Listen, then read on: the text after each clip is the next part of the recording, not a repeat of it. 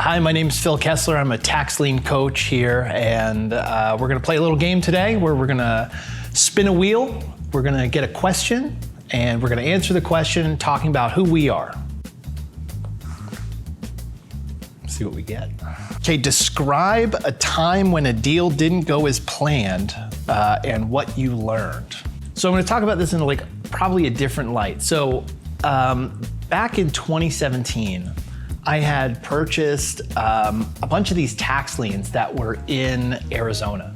And when I had purchased these liens, the reason I had purchased them was actually for, it was two-part. Part of it was for an example to show someone how to buy a tax lien. And then the other part was just a gamble. These were 75, some of them were 7,500 square foot parcels, some of them were about a half acre, but the tax liens were about $45 a piece. The plan was for me to either just let these ride off into the sunset and just kind of be a write-off, or maybe I'll get my money back at 16% interest. These were over-the-counter purchases. So fast forward, now in Arizona you can foreclose on tax liens after 3 years, but I want to fast forward 5 years. 5 years I'm sitting around, I haven't been paid back on a single one of these at this point.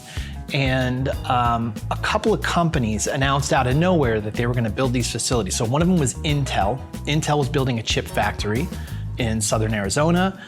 Lucid is a car manufacturer, was building a factory. And then Nikola, which I think has since been defunct, was also building a factory, all within 15 minutes of these parcels. So the parcels, when I bought them, might have been worth $1,000 a piece. So for me to foreclose and go through all this stuff, I would end up losing money on all of them. But the value of the parcels skyrocketed into the $15,000, $20,000 range. So then I ended up foreclosing on them, taking title and then selling them, right? And so that wasn't the original plan. And I know this is kind of a different way to look at it, but sometimes when things don't go as planned, it's a good thing. What's your go-to strategy for identifying valuable properties? Well, I think it just depends on the type of property, right? If I'm doing land, even if I'm doing houses, I guess, I like to use Zillow. Zillow has a map function that is really user-friendly. Other platforms, Property Edge Pro, Redfin, they all have these maps, but I really like Zillow's.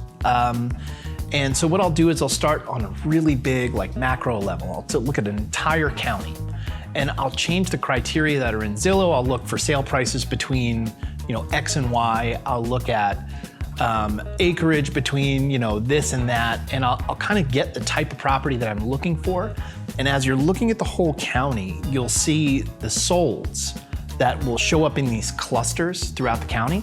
So I'll focus on where those clusters are, I'll look in, and then I'll start identifying properties that way. So I look for clusters, and when I get into the clusters, then I'll really try to narrow down the type of property.